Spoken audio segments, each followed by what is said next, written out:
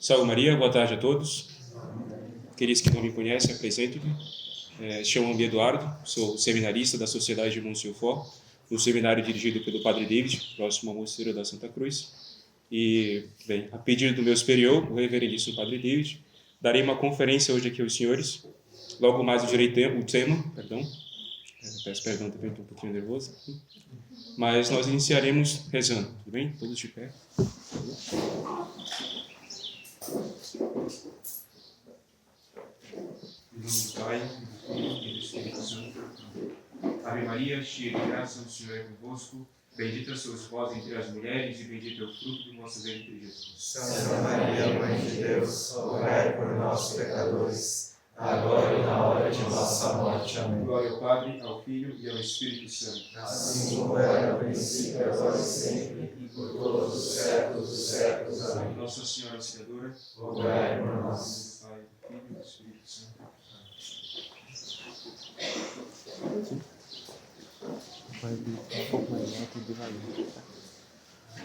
Então, daremos início a esta conferência, cujo tema é a Milícia da Imaculada e o apostolado mariano do Padre Maximiliano Kolbe.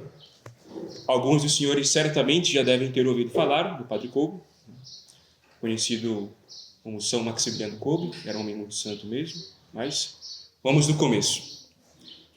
O tema principal deste retiro, que os senhores estão fazendo, o título dele é Para que Ele Reine.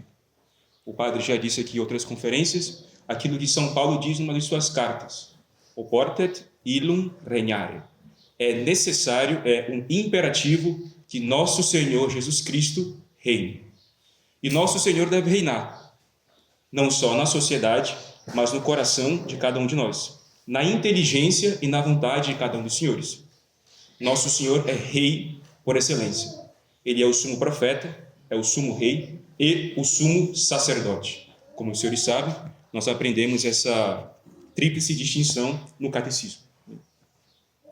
Mas, se nosso Senhor é rei, ele tem um reino. Qual é o reino de nosso Senhor? E se nosso Senhor tem um reino, existe um reino que, entre aspas, não é de nosso Senhor. Essa história começa no Gênesis, sendo específico, no capítulo 3, no verso 15, onde Deus Pai, Ele mesmo, de maneira resoluta, separa em duas partes diferentes e contrárias dois reinos. Inimitias ponan inter te et mulierem, porém inimizades entre ti e a mulher. Diz Deus Pai a Nossa Senhora, referindo-se a Nossa Senhora, que iria nascer, e a Satanás, a serpente. Et ipsa conteret caput tum, e ela te esmagará a cabeça. Nossa Senhora esmaga a cabeça do demônio, esmaga as heresias. O gênero humano, inicia assim Leão XIII uma grande de suas encíclicas, Humanum Genus, sobre a maçonaria. Após a sua miserável queda de Deus, separou-se em duas partes diferentes e contrárias. É o reino de Deus e o reino de Satanás. É a cidade celeste e a cidade terrestre. Só que cada uma das duas tem uma característica própria. A cidade de Deus e a cidade dos homens. A cidade celeste e a cidade terrestre. Santo Agostinho faz essa distinção, que mais tarde é retomada por Leão XIII e por tantos santos e tantos papas ao longo da história da Igreja.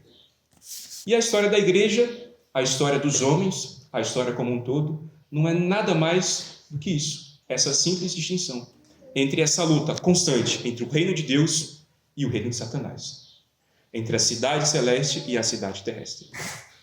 Mas, nos diz São Luís Maria Grião de Montfort, logo no começo do tratado, foi por meio de Maria que Jesus Cristo veio ao mundo e é por meio dela que ele deve reinar. Este é o reino de nosso Senhor. É verdade também, nos diz Santo Agostinho, que dois amores deram origem a duas cidades. Essas duas cidades, já prefiguradas no Gênesis, como eu acabei de falar aos senhores, é a cidade celeste, caracterizada pelo amor de Deus até o desprezo de si mesmo. Eu amo a Deus, desprezando a minha vontade. desprezando tudo aquilo que eu queria fazer. Podia estar no churrasco com os meus amigos, jogando futebol, mas eu vim para um retiro, vou rezar o rosário, vou para a adoração do Santíssimo de madrugada. Essa é a cidade de Deus, a cidade celeste. O desprezo total de si, caracterizado pelo amor total a Deus. Mas, em contrário, existe também a outra cidade, a cidade resolutamente contrária, em que existe o amor total de si até o desprezo de Deus.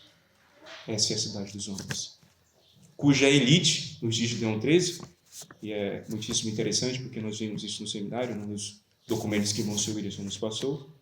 Leão XIII, os papas chamam a maçonaria de a elite de Satanás, o exército de Satanás. Se é verdade que o exército da igreja, liderado pelo clero e pelos fiéis, logo abaixo deles, representa assim essa força combativa de Nosso Senhor, é verdade também que a maçonaria é a elite contrária ao Nosso Senhor. Esses dois amores que aparecem na Sagrada Escritura, que dão origem a duas cidades, sempre, em toda a história humana, lutarão entre si. Sim. O demônio, como o padre David muito bem explicou na conferência passada, é um macaco de Deus. Então ele tenta, de todas as maneiras, macaquear o corpo místico de Nosso Senhor, que é a igreja. De toda maneira possível, ele tenta como que fazer uma espécie de corpo místico do demônio, em que ele imita certos aspectos da igreja. É verdade, embora seja infinitamente mais imperfeito.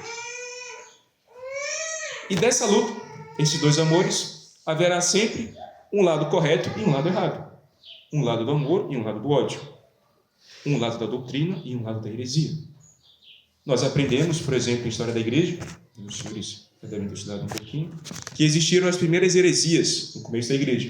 Algumas eram cristológicas, por exemplo, que negavam que Nosso Senhor tinha duas vontades, aquilo que o padre falou mais cedo, ou que Nosso Senhor fosse Deus, ou que fosse homem, isso e aquilo, se ele tinha duas naturezas, se ele tinha duas pessoas, essas distinções que, conforme foi passando o tempo, a Igreja foi esclarecendo. Mas também houveram heresias que tocaram diretamente a Mãe de Deus, Nossa Senhora. Nossa Senhora é Mãe de Deus. Os senhores sabem, o Concílio de Éfeso definiu isso na palavra Theotokos. Deus, Tokos, Mãe. Nossa Senhora é a Mãe de Deus. Muito contrariamente ao que querem pensar os protestantes. Não, ela é só uma senhora, ela é Mãe de Deus. E ponto final. A Igreja falou. E apareceram ao longo da história da Igreja muitas heresias falando sobre Nossa Senhora. Uma delas é uma heresia que surgiu no século IV, a do nestorianismo, que foi condenada pela Igreja, nos concílios que sucederam logo no começo da Igreja. Mas há algumas questões sobre Nossa Senhora que ainda não foram, de maneira resoluta, colocadas como ponto final. É verdade, existe o dogma pelo Magistério Ordinário Universal da Igreja de que Nossa Senhora é a medianeira universal de todas as graças. Mas existia um padre, no século XVII, XVIII, e Santo Afonso relata isso no seu livro, chamado Luís Muratório. Esse padre, Santo Afonso mesmo diz, numa de suas notas explicativas do seu livro, que esse padre mesmo, muito bem intencionado, vai dizer que Nossa Senhora não é a medianeira universal de todas as graças. Curioso, porque isso é um dogma aparentemente presente no Magistério Universal Ordinário da Igreja. Mas Santo Afonso refuta esse padre, chamado Luís Muratório, fazendo uma distinção. Dizia esse padre, Nossa Senhora não pode ser a medianeira de todas as graças, porque Deus, por Ele mesmo, por todos os méritos que tem pela cruz de Nosso Senhor, pode conceder todas as graças. É verdade. Só que existe aqui uma distinção. A distinção é, uma coisa é Deus não poder, outra coisa é Deus não querer. Deus pode dar todas as graças sem precisar de Nossa Senhora, mas Ele não quer. São coisas distintas, querer e poder. Essa dupla distinção que Santo Afonso coloca frente a esse padre e que vai mostrar que ele estava errado. Pois bem, Deus, nós sabemos, a Constituição Dogmática Dei Filius, do Concílio Vaticano I, nos ensina, logo no comecinho, no Tratado de Física, que Deus é imutável e que nós podemos conhecer a Deus só com a luz natural da razão. Um homem pagão que não conhece a revelação pode conhecer a Deus. Aristóteles, por exemplo, de uma certa maneira, conhece a Deus. Alguns filósofos pagãos conheceram a Deus. Isso é verdade. Só com a luz natural da razão podemos conhecer a Deus. Mas uma outra infinidade de coisas reveladas não seriam conhecidas. Que Deus é uma trindade, por exemplo, eu poderia pensar durante 1 milhão de anos e eu jamais chegaria a essa conclusão. Deus é imutável. Sendo Deus imutável, o Deus do Antigo Testamento é também o Deus do Novo Testamento. Ora, o Deus do Antigo Testamento nos deu 10 mandamentos. Se os senhores lembram de cor, com certeza os senhores sabem, porque alguns eram crismados aqui, acho que amanhã, né? O 4º mandamento nos manda honrar pai e mãe, para que se prolongue os dias na terra. Esse é um mandamento curioso, porque ele é o único mandamento que é seguido de uma promessa. Honra teu pai e tua mãe, para que teus dias se prolonguem durante a terra. Curioso. E sendo Deus imutável, e nosso Senhor Jesus Cristo sendo Deus e também sendo homem pela natureza, porque ele tinha uma só pessoa e 2 naturezas, quando encarna-se no seio da Santíssima Virgem, não poderia ele entrar em contradição. Porque se Deus é imutável, e nosso Senhor Jesus Cristo é Deus, ele também é imutável. Ora, o 4º mandamento diz, honra teu pai e tua mãe. Que honra maior do que dar o privilégio da sua mãe de ser a mãe de Deus? Ou é o seu pai de ser o pai de Deus? Assim foi nosso Senhor Jesus Cristo, né? Deu esse privilégio imenso à sua mãe, Nossa Senhora, e ao seu pai adotivo, São José. Mas não bastava assim, ensina a Santa Igreja, esses privilégios, hein? Nosso Senhor quis coroar de maneira toda especial Nossa Senhora. E ele coroa Nossa Senhora com o privilégio singular da Imaculada Conceição, definido dogmaticamente pelo Papa Pio IX. Mas já existia antes na Igreja uma festa muito antiga, do século IX, que falava sobre esse privilégio. Pois bem, como se deu essa questão do dogma da Imaculada Conceição? Isso é uma história muitíssimo interessante. Estava comentando agora há pouco com Sua Excelência Reverendíssimo Dom Tomás, justamente essa questão. O Papa Pio IX era um Papa muito curioso, né? Porque ele era um baixinho, assim, né? Italiano, muito piedoso, mas ele tinha uma política de governo muito interessante. Tudo aquilo que o colégio de cardeais dizia para ele não fazer, ele fazia. Dizia assim, vou fazer tal coisa. Os cardeais diziam, não faça. Aí ele chegava e fazia, vou fazer. Então, Pio IX faz um voto, consulta os bispos do mundo inteiro, por volta dos idos de 1850, e pergunta a eles o que eles pensavam sobre o dogma da Imaculada Conceição, que já existia no Magistério Ordinário Universal da Igreja. E uma série de bispos diz, não, pode aprovar. Sim. Só que existe um paísinho na Europa chamado França, que vinha de um movimento chamado Galicanismo, que vinha do liberalismo, que vinha da Revolução Francesa, e os bispos franceses se levantam. Assim, então, santidade, eu não acho muito bom, sabe, o senhor proclamar esse dogma. Assim, isso vai criar um cisma na igreja, eles disseram. Os bispos franceses disseram para Pio IX. E o que Pio IX faz? Ele proclama o dogma. Vai lá e proclama. Em 1850 ocorre esse voto. Em 1854 é proclamado o dogma. E em 1858 Nossa Senhora aparece. Aonde? Na França. Mas o que é curioso sobre essa história, como eu falei, senhores, porque Pio IX consulta o colégio de cardeais e diz assim, vou proclamar o dogma. Eles falam, não acho muito bom. Vai lá e proclama.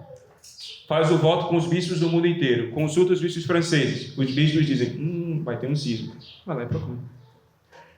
Pio IX, do alto da Cátedra da Verdade, sobe, aquele dia, o dia da proclamação do dogma, e ele começa a ler o documento. Pio IX, no ambão, na Basílica de São Pedro, começa a ler o documento. E é uma história muitíssimo conhecida, provavelmente os senhores conhecem, que quando ele começa a ler esse documento, ele para. E por um longo momento ele chora. Pio IX, o sucessor de São Pedro, o bispo de Roma, o patriarca do Oriente, o Papa, começa a chorar. Inconsolavelmente como uma criança. Ele não conseguia terminar de ler o documento que proclamava formalmente o dogma da Imaculada Conceição. Ele para durante 1 minuto e, depois de ter se derramado em lágrimas, volta a ler. E durante a leitura, é um episódio muito bonito, porque é relatado pelo próprio Papa Pio IX, ilumina-se o céu da Basílica de São Pedro e um facho de luz desce em seu rosto. Há uma pintura muitíssimo bonita, feita por um autor italiano, que relata justamente isso. Pio IX lendo o dogma da Imaculada Conceição e o seu rosto iluminado pelo Espírito Santo. A ação do Espírito Santo ali. A ação de Deus presente ali. Ele termina de proclamar o dogma e mais tarde ele vai contar a uma freira, a uma irmã. Ela pergunta: por que, santidade, o senhor chorou? Ele disse: por um milagre eu não morri de doçura. Só por um milagre o sucessor de São Pedro não morreu de doçura, quando definia infalivelmente um dos dogmas mais belos da Igreja, o dogma da Imaculada Conceição.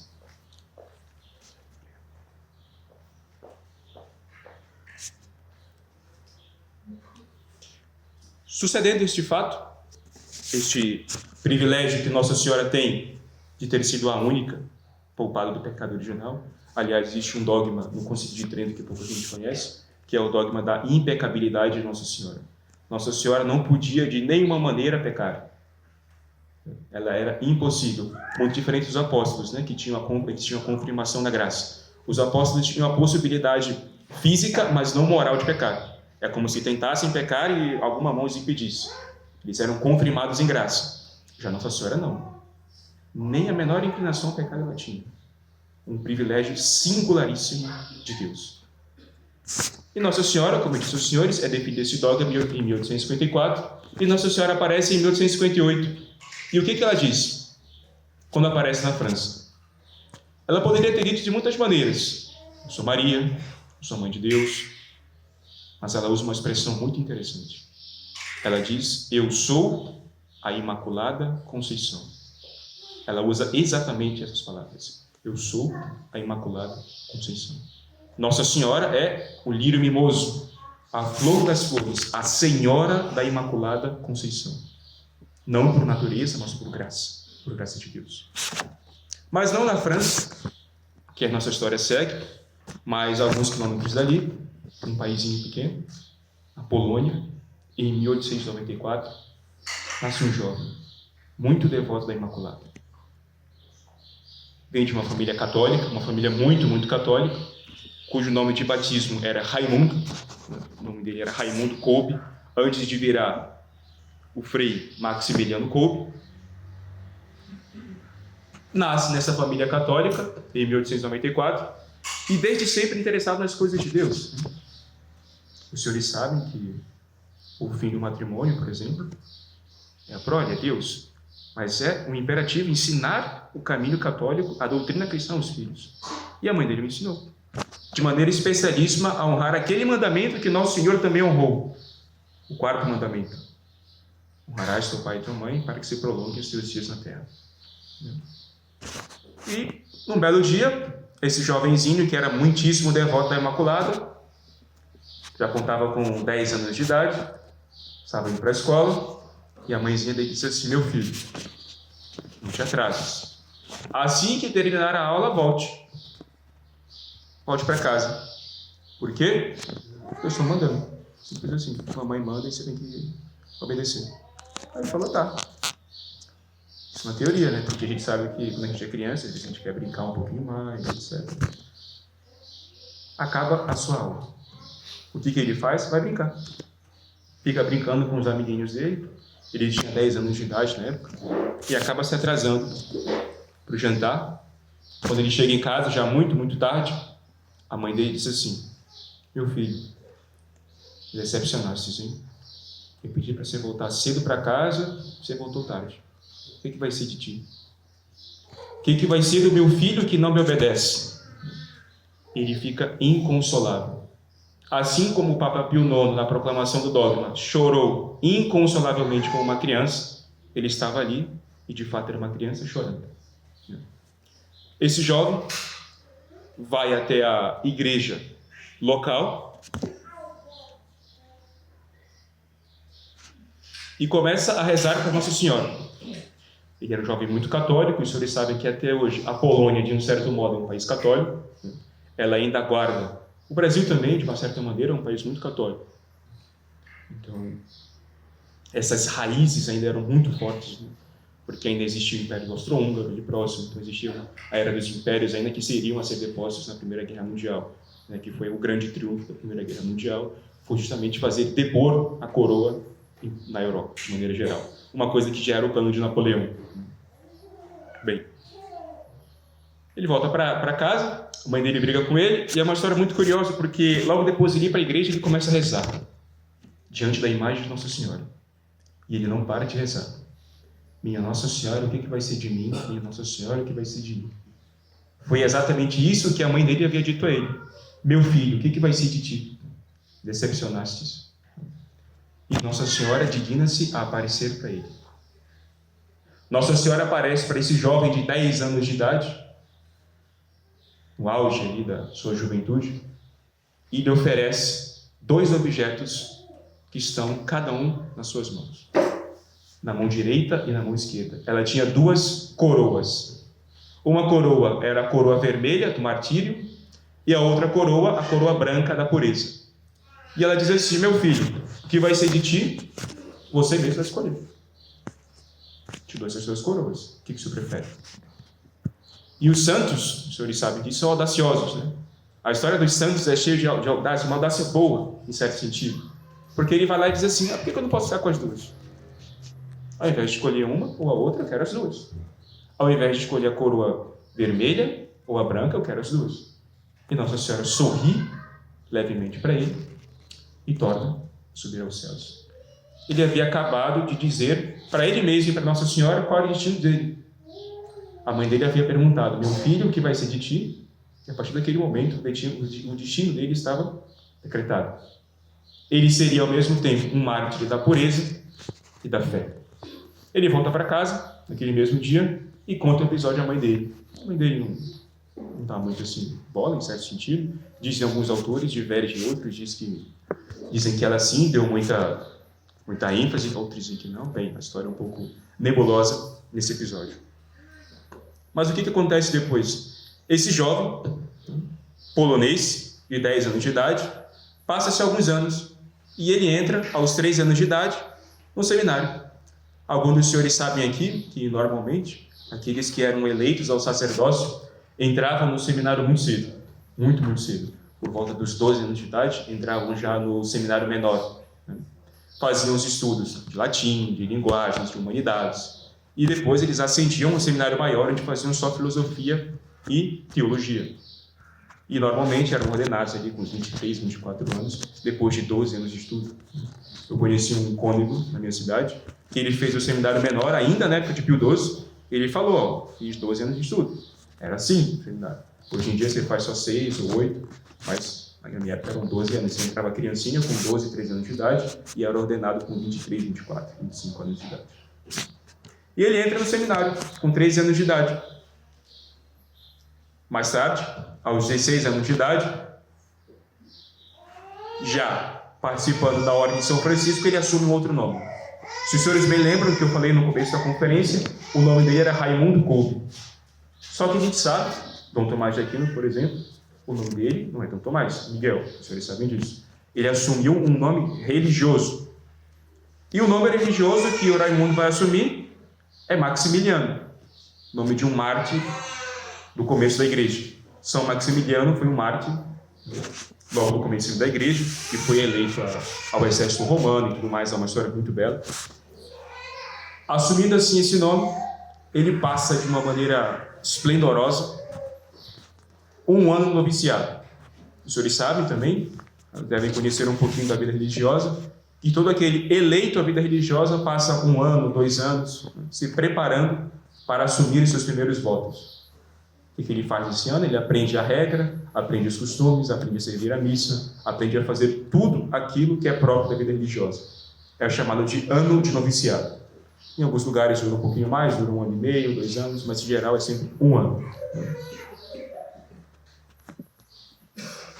Assumindo esse nome, esse jovem que agora contava com 16 anos, cinge-se do símbolo e da roupa, o burel de São Francisco. Raimundo, naquele dia, faleceu aos 16 anos de idade e para o mundo morreu, e agora nasceu um novo homem chamado Maximiliano Maria Kolbe. Raimundo já não existia mais, porque o senhor adota um nome de religião, um nome de congregação, e esquece-se do seu eu que já foi.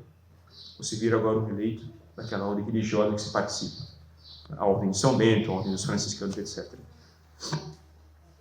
E ele começa o ano de noviciado, vai aprender a sua regra, a regra de São Francisco, a regra do Pai Francisco, assim como a regra de São Bento, etc. Mas logo, logo, esse jovem adoece. Adoece da doença que acomete todos aqueles que estão no começo da vida espiritual. Isso é, o escrúpulo. Ele passou a ficar extremamente escrupuloso com as coisas. A gente sabe que o escrúpulo é uma preocupação que a gente tem, às vezes um pouco vã, com alguma coisa ou com outra, isso e aquilo. E ele, na vida religiosa, a gente começa a ter muito escrúpulo, às vezes, alguns têm, outros não, mas aconteceu com ele. Este primeiro ano dele de noviciado, em que ele aprendia a regra, foi extremamente escrupuloso. Não conseguia aprender isso, não conseguia aprender aquilo, tinha muito medo disso, tinha muito medo daquilo, e para tudo achava que era pecado. Padre, fiz isso, não sei o que é pecado? Não, meu filho, não é. E o remédio para o escrúpulo, os senhores sabem, é submeter-se sempre ao confessor, né? Ao padre que os senhores estão acostumados a confessar. Porque, se é verdade que nasce daí um problema, também é verdade que o remédio está aí. É um problema de consciência. E ele fez exatamente isso. Submeteu-se ao seu confessor.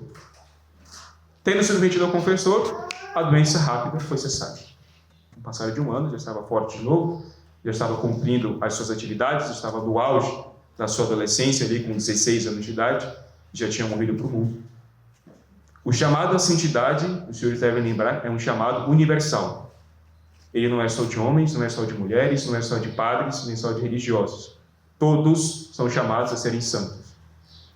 É uma história muito interessante que narra de São Geraldo Magela, que ele, com seus 13 anos de idade, disse assim, juntou todas as coisas, né? Uma coisa muito interessante, pegou a sua mochila, botou assim nas costas e falou assim, mãe, estou indo embora. Aí a mãe dele falou assim, onde é que você vai, menino? Aí ele falou, não, vou ser santo. E foi embora. E foi um grande santo. São Geraldo Magela, da ordem de Santo Afonso, a congregação do Santíssimo Redentor. Simples assim.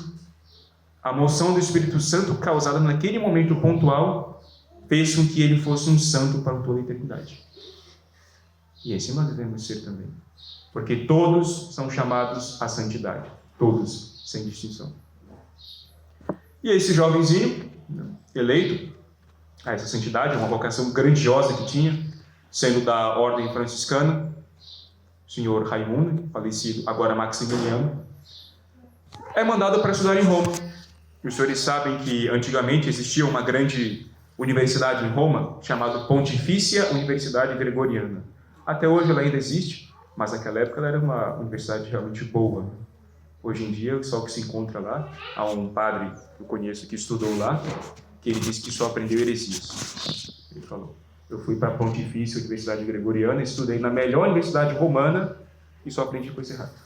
Mas naquela época era uma universidade muito boa, porque a Pontifícia Universidade Gregoriana nos deu nada mais, nada menos que um Monsenhor Lefebvre, que um Dom Antônio de Castro Maia. Ambos estudaram na Pontifícia Universidade Gregoriana de Roma.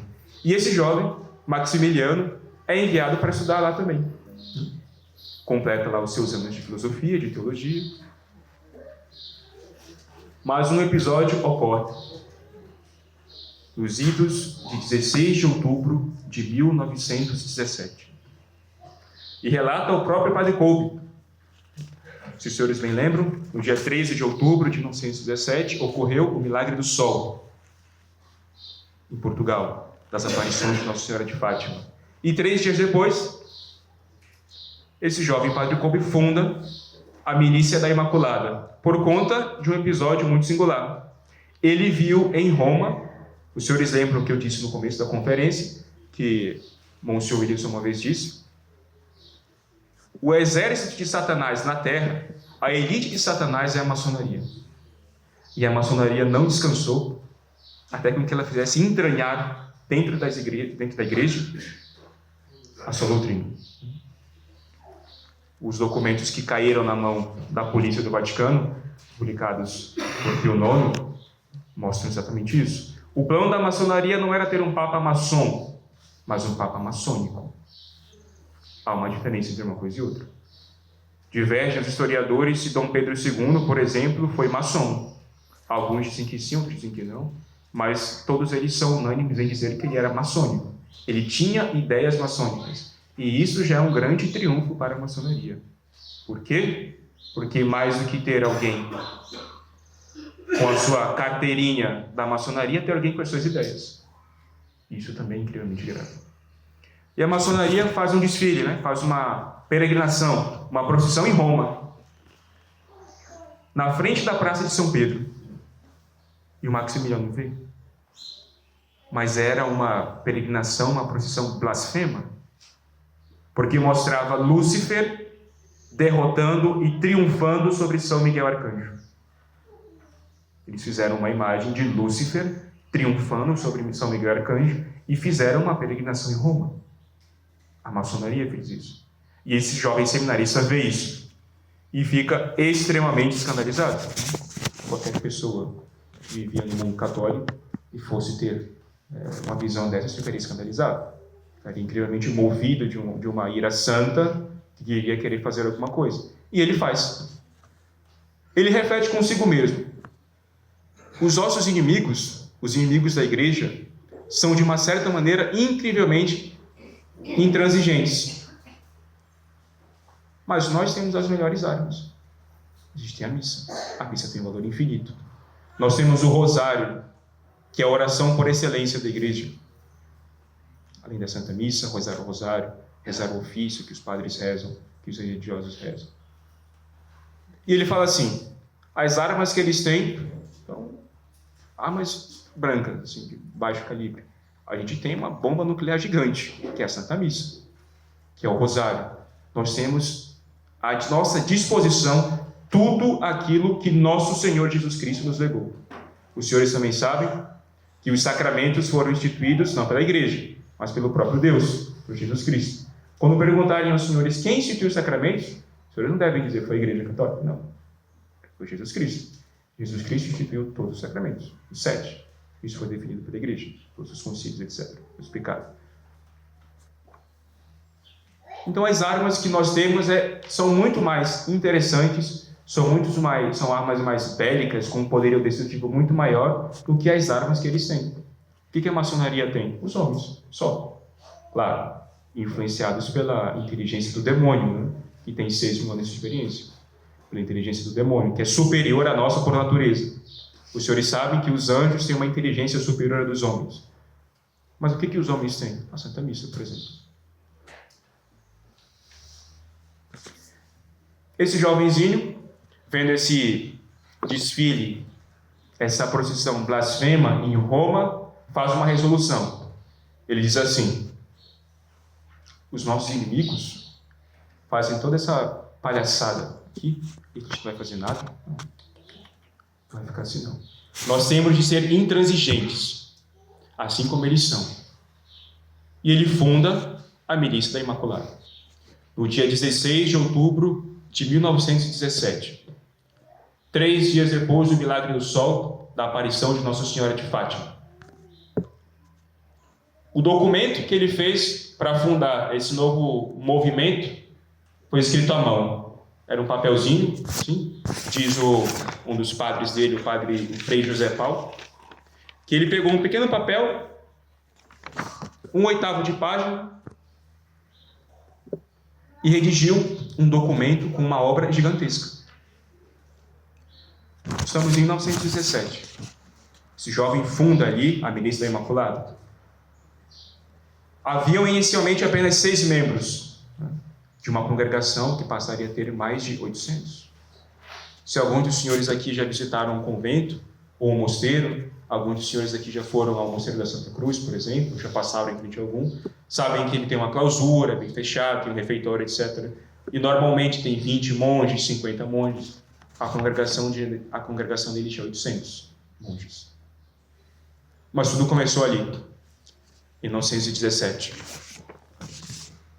Então, o Papa Bento XV, que é o Papa que segue São Pio X pontificado, assumindo assim em 1914, dá uma bênção apostólica a essa fundação, em 1918. Essa fundação do Padre Kolbe, então, tem uma bênção apostólica de Bento XV em 1918. E mais tarde, em 1922, o Papa Pio XI dá-lhes o direito de ser uma pia-união.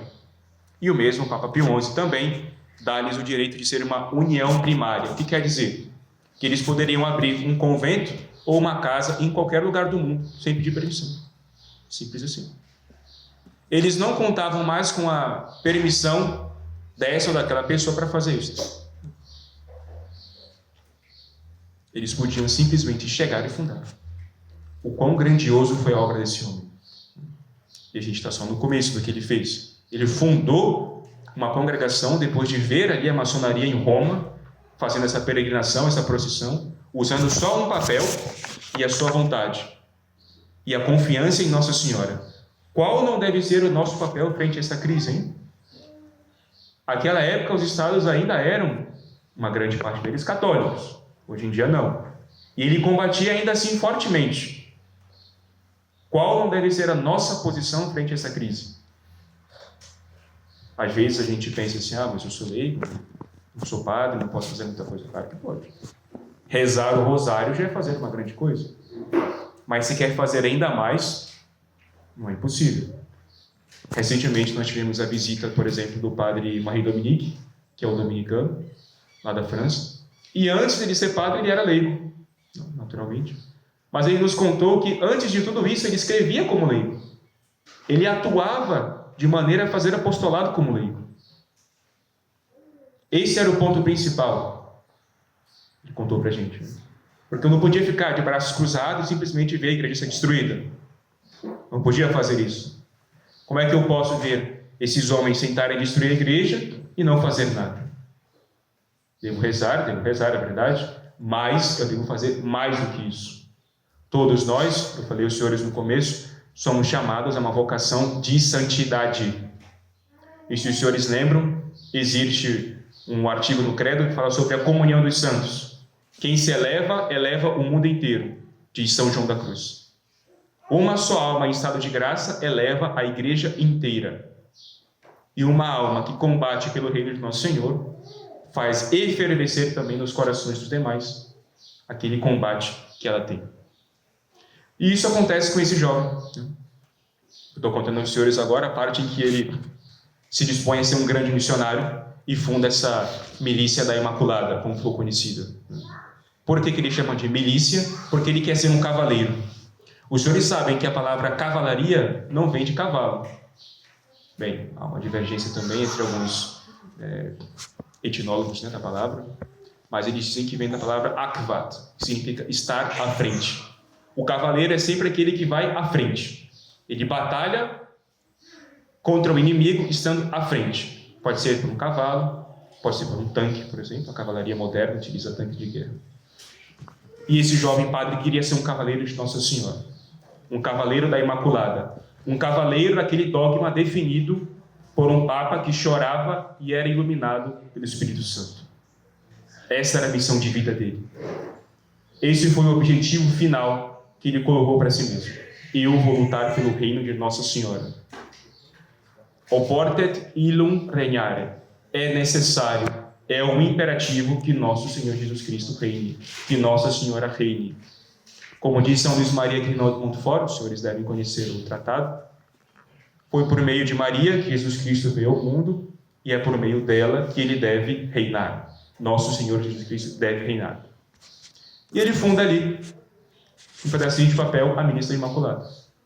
Uma obra que seria gigante.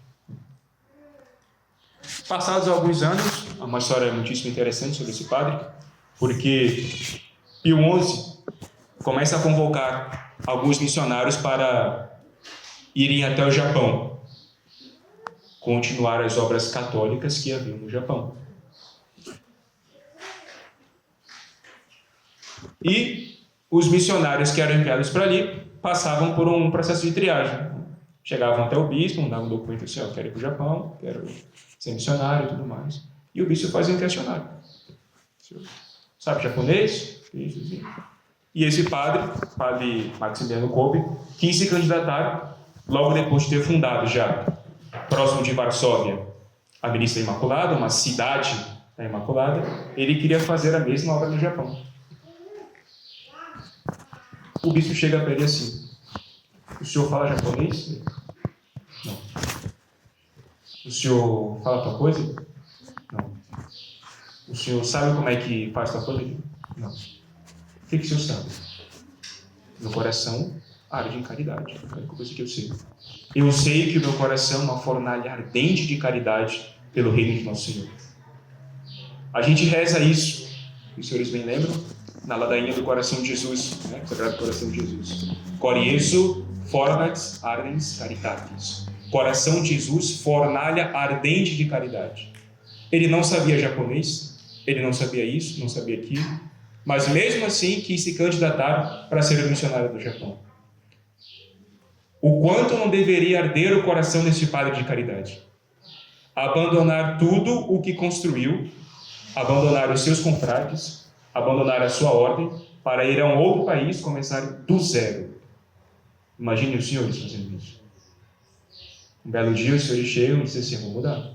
Vou sair de Santo Amaro da Imperatriz, de São José, vou sair de Florianópolis, eu vou mudar lá para Minas Gerais, para São Paulo, mas eu vou sem nada, sem conhecer ninguém. Mas ainda assim, é uma comparação meio utópica, não? Por quê? Porque ele foi para um outro país que não sabia falar aquela língua. O único desejo que ele tinha ali era o desejo missionário do reino de nosso Senhor Jesus Cristo. O coração dele ardia por isso. Conta uma outra história muitíssimo interessante também, que antes dele adquirir um terreno próximo de Varsóvia, existia um príncipe, Lukebeck, acho que é assim que pronuncia o nome dele, é um nome polonês, não sei se é polonês muito bem. E esse príncipe tinha um terreno muito, muito grande, e ele queria vender o terreno. O padre Kolbe chega assim: então, eu sei que o senhor quer vender o terreno, eu quero comprar um terreno, eu preciso fundar aqui uma congregação, e aí a gente vai comprar do senhor. Só que quando ele vai comprar, o cara fala assim, o senhor fala assim: não, vou vender para o senhor 10 vezes o preço. Por quê? Porque eu sou padre? Não menos isso. Ele coloca uma imagem de Nossa Senhora no terreno, passados alguns dias, ele vai embora.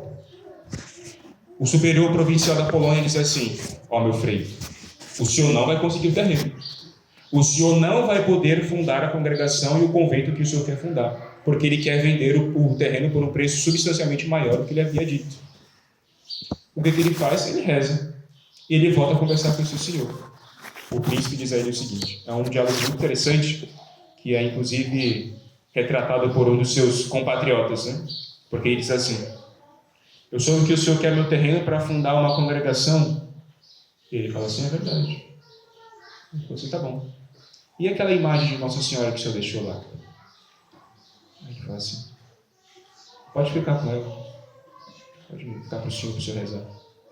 O príncipe vira para ele e diz assim: pode ficar o senhor, e fique o senhor não só com a imagem, mas com o terreno inteiro. Não quero mais.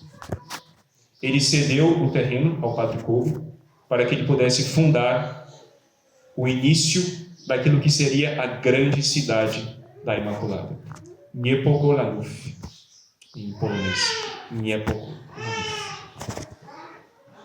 O padre Kolbe, assim, funda ali, próximo de Varsóvia, essa cidade, dessa congregação dele, da Milícia da Imaculada, dando início a uma obra apostólica gigantesca. Disse, os relatos dos contos e também os documentos, que a uma certa altura do campeonato, o padre Kolbe tinha nada mais, nada menos que 800 monges morando no seu convento. Era uma coisa tão grande, mas tão grande, que em épocas de verão, quando ficava muito quente, algumas coisas pegavam fogo, e quando pegava fogo parte da cidade, era uma cidade inteira, belíssima, com a imagem de Nossa Senhora grandiosa, os próprios monges vestidos de bombeiros iam lá e apagavam. Haviam monges que eram bombeiros, Havia monges que cuidavam da rádio. Os senhores sabem. A gente tem, inclusive, uma rádio muito boa na tradição, a Rádio Salesiana, os senhores que quiserem procurar. Os próprios monges eram tão numerosos ali naquela cidade, na cidade da Imaculada, que eles faziam tudo, cuidavam de tudo. 800 monges, imagine só. 800 monges vivendo numa cidade de Nossa Senhora. Que paraíso que não deveria ser. Mas a gente sabe que se existe o reino de Nosso Senhor, se existe essa cidade terrestre, existe também a cidade celeste, existe também a cidade terrestre. E o exército de Satanás não tarda nunca a tentar morder o calcanhar de Nossa Senhora, da mulher. Ele funda, passados alguns anos, começa e explode a Segunda Guerra Mundial. Estamos aqui agora em 1939. E esse padre que fazia uma obra de apostolado gigante, ele escrevia uma revista chamada O Cavaleiro da Imaculada, né? E para as crianças ele escrevia O Cavaleirinho. Conta-se que ele começou com 6 monges, atingiu o patamar de 800 monges, começou publicando um volume para uma pessoa, e em 1939 ele tinha 250 mil assinantes da sua revista. 250 mil. Para uma revista católica, de um padre católico, de um franciscano. Imagine que grandioso não deveria ser isso. O demônio devia ficar furioso. Ele devia ficar o tempo todo tentando acabar com essa obra dele. Porque o demônio é assim. Nosso Senhor não tarda a fazer alguma obra, Nossa Senhora, por meio da Santa Igreja. O demônio sempre quer fazê-la, não dá certo. Todas as ordens que foram fundadas foram assim. A obra de São Bento foi assim. São Bento teve que se mudar de local, por exemplo. Porque conta-se que havia um padre, né, próximo da região onde ele morava, ali do Monte Cassino, que era extremamente invejoso, que fez São Bento se mudar. Então toda a ordem religiosa é perseguida, porque a ordem religiosa é uma ordem de Nosso Senhor, e Nosso Senhor foi ele mesmo perseguido. Houve um dos seus que o traiu, Judas o traiu, né? Então Nosso Senhor mesmo foi perseguido. E a perfeita figura do católico é isso, ser perseguido, como nós somos hoje. Nós não podemos rezar a nossa missa, a missa da igreja, por assim dizer, a nossa missa, por assim dizer, mas a missa da igreja. A gente não pode rezar a missa, a gente não pode rezar o rosário, a gente não pode fazer isso, não pode fazer aquilo, a gente não pode fazer adoração de 40 horas, não pode. Por quê? Porque a perfeita imagem do católico é ser perseguido. Nosso Senhor foi assim, ele foi perseguido ele mesmo, ele foi traído, e nós somos assim também. Então Satanás não tarda a querer fazer exatamente o contrário daquilo que faz Nosso Senhor. Ou seja, Nosso Senhor quer fazer triunfar por meio de Nossa Senhora no seu coração. Na inteligência, na vontade dos homens, na sociedade, em tudo. É aquilo que a gente chama da realeza social de Nosso Senhor Jesus Cristo. O padre falou um pouquinho ontem, por exemplo, da encíclica Quas Primas, de Pio XI, que toca esse assunto de maneira mais direta. Estoura, assim, então, a Segunda Guerra Mundial. E esse padre vivia na Polônia. Os senhores sabem que em 1º de setembro de 1939 começa a Segunda Guerra, quando a Alemanha invade a Polônia. Esse padre fica extremamente ansioso, porque não sabia o que fazer. O exército alemão entra na cidade da Imaculada e confisca todos os bens que ele tinha. Tudo aquilo que ele demorou 20 anos para construir, confiscados em um dia. E as tropas da Gestapo, a polícia alemã, chega até o padre Kolbe e diz assim, é o seguinte, o senhor vai continuar a publicar os seus livros, seus folhetos, o que o senhor quiser fazer, mas sob a nossa direção. O senhor vai ter cidadania alemã, o senhor pode ficar tranquilo, quer rezar a missa? Tem bispo aqui na Alemanha, o senhor pode rezar a missa, mas tudo que o senhor for fazer, a gente controla. Ele disse um grande e resoluto, não, eu não vou trair Nosso Senhor, como fizeram os padres radiers durante a Revolução Francesa, que se venderam à Igreja Constitucional Francesa a preço de não serem mortos. Não. Há uma história muitíssimo bonita de um padre, durante a Revolução Francesa, por exemplo, que ele sofreu a decapitação. Mas o que há de mais curioso da história desse padre é que ele foi subindo para ser decapitado, paramentado, com os paramentos de missa, de casula, estola e manípulo. Chegando a um passo de ser decapitado, ele traçou sobre si o sinal da cruz e disse: "Introído ad altare Deo". Se inclinou, tchau, foi decapitado. Não há acordos entre Nosso Senhor e Satanás. Não há acordos entre o reino de Nossa Senhora e o reino dos homens. Não há acordos entre os católicos e o mundo. E ele disse: não vou fazer acordo nenhum. Então ele é preso. Sendo assim preso, ele é enviado a um campo de concentração. E aqui é mais um ponto onde há muitas divergências. Hein? Alguns historiadores que estudaram o caso do Padre Kolbe dizem que ele foi martirizado em Auschwitz, na Polônia. Alguns outros dizem que ele morreu de tuberculose, porque tudo foi muito bem ocultado pelo exército alemão. Então, alguns não sabem o que aconteceu de fato ali, se ele sofreu uma injeção letal ou não. Mas a obra dele continuou. E a obra dele continua até hoje. A Milícia da Imaculada continua até hoje. Se os senhores pesquisarem um pouquinho, há até a Milícia da Imaculada na tradição, sustentada pelos padres da Fraternidade São Pio X, que infelizmente não ouviram a mensagem do não, que disse o Padre Kolbe às tropas da Gestapo: não farei acordos. É uma coisa que a Fraternidade São Pio X deveria ter em consciência, dito como o Padre Kolbe disse. Mas o ponto mais importante disso, que eu acabei de apresentar aos senhores, essa pequena história do Padre Kolbe, era o modelo que ele fazia, o modelo de apostolado dele. Ele mantinha uma rádio funcionando, ele mantinha os bombeiros da Imaculada, né, dentro da cidade, quando pegavam fogo. Ele mantinha os escritos, 1 milhão de edições mensais para várias cidades próximas de Varsóvia, na Polônia, e para vários lugares do mundo. Ele viajou para o Japão e fundou lá Mungenzai no Sono, o Jardim da Imaculada, em japonês. Mungenzai no Sono. Sem saber falar japonês. Sem saber nada. Porque o coração dele ardia de caridade. Assim deve ser o nosso coração. Deve arder de caridade. Para que nosso Senhor seja conhecido, seja amado. Para que nosso Senhor Jesus Cristo reine. Para que Ele reine. Oportet illum regnare. É um imperativo, é necessário que nosso Senhor reine.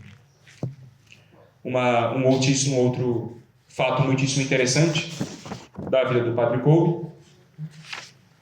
Houve um padre que conheceu o Padre Kolbe, faleceu há uns 30 anos atrás, mais ou menos, chamado Wiktor Mroz. Ele era um padre polonês. Nos idos de 1939, ele conversou com o Padre Kolbe. O Padre Kolbe revelou a ele um detalhe muitíssimo interessante. Ele disse assim: padre, o senhor tem X dias de vida. Assim que esse tempo acabar, o senhor vai morrer. O Padre Kolbe revelou a ele a quantidade de dias que ele ainda tinha nessa terra. Então ele sabia a exata data que ele faleceria em abril de 1992. Mas o Padre Kolbe fez um aviso muito interessante aí. Ele disse assim: padre, mantenha-se firme à tradição. Haverá um tempo, chegará um tempo não muito distante, em que pela obediência muitos se perderão. E esse padre, Wiktor Mroz, manteve-se sempre fiel à tradição. Veio o Concílio Vaticano II, veio a reforma do missal, e ele recusou-se a rezar o missal de Paulo VI. Recusou-se. Eu não rezarei o missal de Paulo VI. Ele foi eventualmente excomungado, eventualmente segregado da sua congregação, que ele dedicou toda a sua vida, e ele morreu em Nova York, na cidade de Buffalo, na capela da Fraternidade Sacerdotal São Pio X. Ele virou capelão da Fraternidade São Pio X. E ele conheceu o Padre Kolbe. E ele foi um dos pioneiros que, na tradição, deu início a todo o movimento da Milícia da Imaculada, que o Padre Kolbe fundou lá em 1917, quando viu aquela procissão da maçonaria na Praça de São Pedro, em Roma.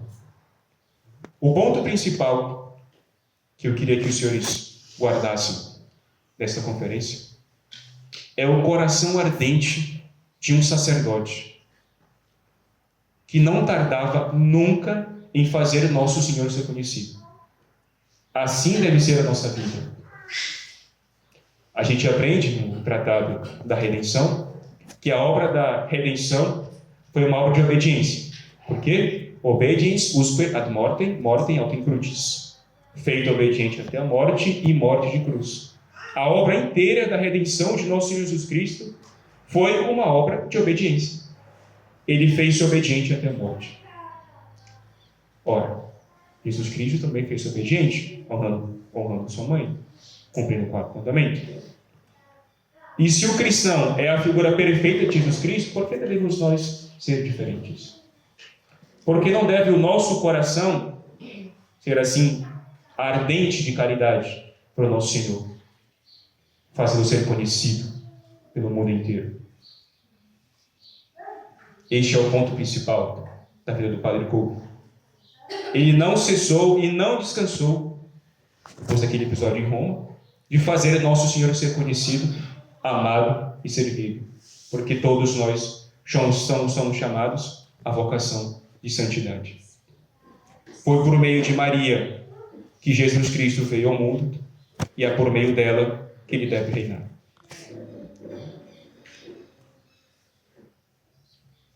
Bem, essa era a conferência que eu tinha para dar para os senhores hoje e eu queria que os senhores sempre lembrassem disso. São Luís inicia o tratado assim: foi por meio de Maria que Jesus Cristo veio ao mundo e é por meio dela que ele deve reinar. Tomem uma resolução, senhores, nesse retiro. Escrevam no papel, se os senhores quiserem colocar na agenda do celular, alguma coisa assim. Terminados esse retiro, eu tenho uma resolução para a minha vida. Mas uma resolução concreta. Eu vou parar de fazer tal coisa, eu vou começar a fazer tal coisa, eu vou rezar um pouco mais, vou fazer nosso Senhor ser conhecido, porque esse é o objetivo de nossa vida. A gente pode sair daqui a alguns dias, voltar ao trabalho. Como eu posso fazer nosso Senhor ser conhecido no meu trabalho? Como eu posso fazer o coração dos meus confrades arder de caridade para o nosso Senhor como o meu arde? Isso é um pensamento muitíssimo interessante. Essa é a figura do cristão. É a figura do apostolado perfeito. Fazer nosso Senhor ser conhecido. Por quê? Eu repito aqui mais uma vez: oportet illum regnare. É necessário que ele reine. E para nosso Senhor reinar, é necessário que ele seja conhecido. Porque ninguém ama aquilo que desconhece. Eu não posso gostar de alguma coisa que eu não conheço. É necessário imprimir na minha inteligência um conhecimento do objeto para que a minha vontade se incline a ele. O Senhor está aqui. Lembre-se sempre disso. O reino de nosso Senhor por meio de Maria. Como eu posso contribuir? Bem, há inúmeras formas. Os senhores podem consultar os sacerdotes aqui presentes, de maneira especialíssima. O Padre Tarcísio, o Padre David, Dom Tomás de Aquino também, Sua Excelência. Todos eles podem dar diretrizes aos senhores, mas tomem uma resolução. Façam tudo para que nosso Senhor seja conhecido, amado e servido. E eu encerro essa conferência, mais uma vez citando São Luís Maria Grião de Montfort, que no começo do tratado diz: foi por meio de Maria que Jesus Cristo veio ao mundo e é por meio dela que ele deve reinar.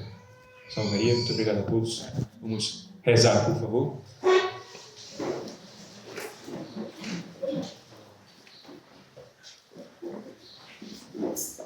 Pai, do Filho e do Espírito Santo. Amém. Ave Maria, cheia de graça, o Senhor é convosco. Bendita sois vós entre as mulheres, e bendito é o fruto do vosso ventre, Jesus. Santa Maria, Mãe de Deus, rogai por nós, pecadores, agora e na hora de nossa morte. Amém. Glória ao Padre, ao Filho e ao Espírito Santo. Assim como era no princípio, agora e sempre, e por todos os séculos dos séculos. Amém. Nossa Senhora Auxiliadora, rogai por nós.